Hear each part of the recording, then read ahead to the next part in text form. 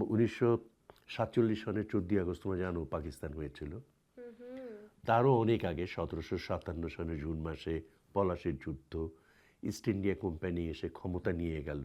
একটা company, just একটা company একটা ভারতের মতো একটা বিশাল রাষ্ট্র দখল করে ফেললো। এটা 1757 সালের ঘটনা। তারপর সেখান থেকে কত ক্ষুদিরাম, কত তিতুমির, কত মাস্টারদা, কত আত্মবিসর্জন, আত্মত্যাগ, লড়াই করে করে করে করে করে 1947 সনে যে পাকিস্তানটা হলো, সেটাও আমার মনে হয় যে জনগণের খুব একটা ইচ্ছার প্রতিফলন হতে পারে। আর আমি এখনও এ ব্যাপারে খুব একটা নিশ্চিত না। তবে এটা ঠিকই যে এদেশের মুসলমান সমাজ পাকিস্তান চেয়েছিল এবং পাকিস্তান যাতে না হয় তার বিরোধিতা করতে গিয়ে যে সাম্প্রদায়িকতা দেখানো হয়েছিল সেটাও খুব জঘন্য ভঙ্গিতে হয়েছিল। এটার তারিফ আমি করতে পারি না, খুব দুঃখিত। কিন্তু পাকিস্তান যখন হলো, পাকিস্তান একটা পশ্চিম পাকিস্তান একটা, আর একটা পূর্ব পাকিস্তান, মাঝখানে 1000 মাইলের ব্যবধান, মাঝখানে ভারত। ম্যাপটা মনে আছে? ম্যাপটা একটু চিন্তা করে দেখো। এখন পাকিস্তান হওয়ার পরপরই মোহাম্মদ আলী জিন্নাহ প্রথম গভর্নর জেনারেল, তিনি ঘোষণা দিলেন যে Urdu and Urdu alone shall be the state language of Pakistan. উনি কারো সঙ্গে আলাপ করলেন না, কিচ্ছু করলেন না, পট করে এসে ঘোষণা দিলেন। বাংলাদেশের ছেলেপেলেরা তো না, চিৎকার করলো, না করলো। এবং মজাটা হচ্ছে কি, একবার খুব সোজা হিসেব, 54.6%-এর মাতৃভাষা হচ্ছে, মাদার ল্যাঙ্গুয়েজ হচ্ছে বাংলা। 54.6%। অনলি 6.1%-এর মাদার ল্যাঙ্গুয়েজ হচ্ছে তোমার উর্দু। পাকিস্তানের, গোটা পাকিস্তানের যদি মাদার ল্যাঙ্গুয়েজ কী হবে, স্টেট ল্যাঙ্গুয়েজটা কী হবে, হওয়া উচিত বাংলা। সেখানে বাংলা তো দিলই না। বাংলার কথা যারা বললো, বাংলার জন্য আন্দোলন করলো, গুলি করলো, 21শে ফেব্রুয়ারি আজকে আন্তর্জাতিক মাতৃভাষা দিবস হয়েছে। কেন হয়েছে আমি পরে না হয়তো সুযোগ পেলে বলবো আমি।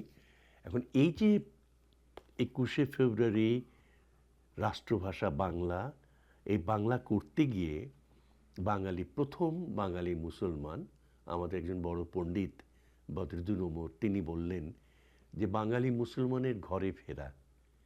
এর আগ পর্যন্ত নিজের বাড়ি, নিজের ঘর, এই শনাক্তটা কখনো আমাদের দেশের মানুষ করেনি সেভাবে, এই প্রথম। তার ফলে কী হয়েছে, পাকিস্তান সরকার অর্থনৈতিকভাবে ঠকিয়েছে, সাংস্কৃতিকভাবে ঠকিয়েছে, সামাজিকভাবে ঠকিয়েছে, রাজনৈতিকভাবে ঠকিয়েছে। ধরো সবচেয়ে বেশি লোক যেই এলাকায় থাকে সেখানে তো রাজধানী হওয়ার কথা, ঢাকাটা রাজধানী হওয়ার কথা ছিল, করাচি রাজধানী হলো, করাচি থেকে পিন্ডিতে নিয়ে গেল, ইসলামাবাদ হলো, রাজধানী হলো না। আচ্ছা, মিলিটারির আর্মি হেডকোয়ার্টার পাকিস্তানে, পশ্চিম পাকিস্তানে, এয়ারফোর্সের হেডকোয়ার্টার পশ্চিম পাকিস্তানে, নেভাল ফোর্সের হেডকোয়ার্টার পশ্চিম পাকিস্তানে, সুপ্রিম কোর্ট পশ্চিম পাকিস্তানে, স্টেট ব্যাংক অফ পাকিস্তান পশ্চিম পাকিস্তানে, ব্রডকাস্টিং সেন্টারের হেডকোয়ার্টার পশ্চিম পাকিস্তানে। এবং আমি তোমাকে দুটো দিচ্ছি, খুব খারাপ লাগবে শুনতে, কিন্তু আমার তো কোনো চয়েস নাই এটা। হ্যাঁ, এটা একেবারে ডেটা থেকে বলছি আমি। যেমন ধরো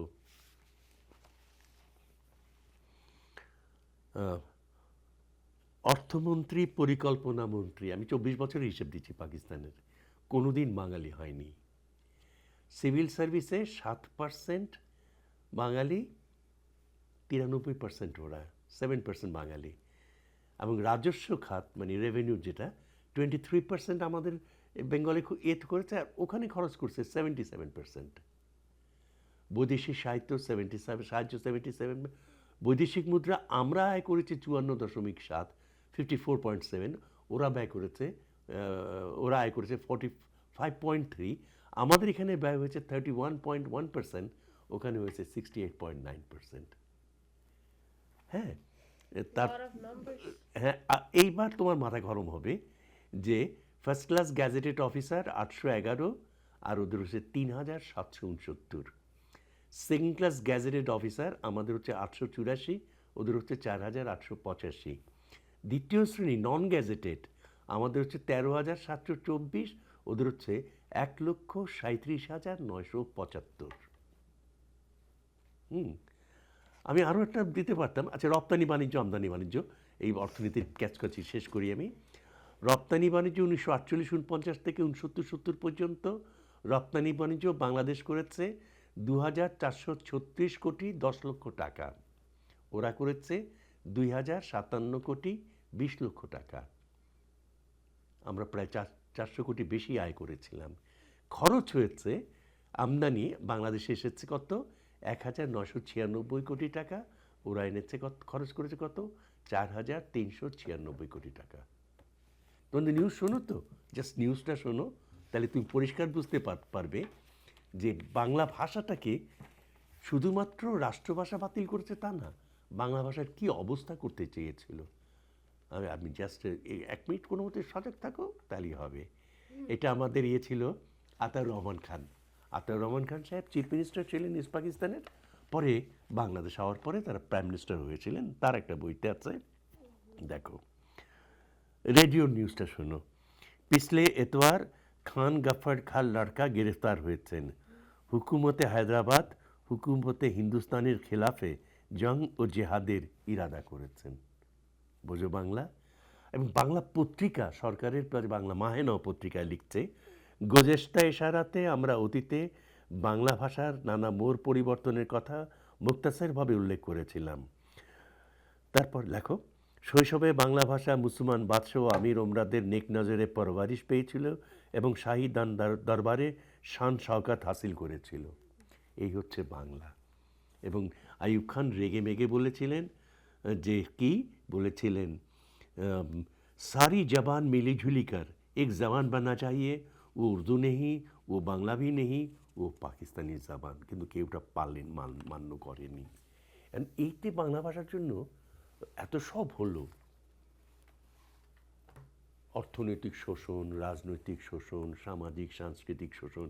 এমনকি বাংলাদেশে যখন উর্দু ছবি করা হলো, চান্দা তালাশ যখন superhit, Sangam superhit, first Technicolor mega কি যেন সে বড় স্ক্রিনে করা ছবি যখন হলো, তারপর যখন আর একটা ছবি উর্দু ছবি করলো লাহোরে, ছবি চলার সময় সেখানে বোয়াজি করে ছোড়ায়।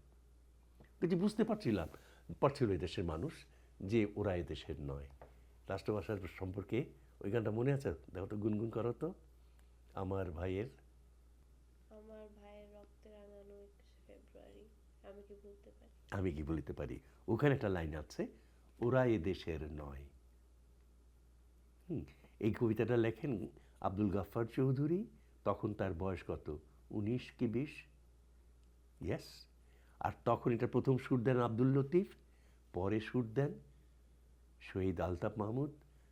আজকে আমরা যখন কথা বলছি এটা হচ্ছে 23শে ডিসেম্বর।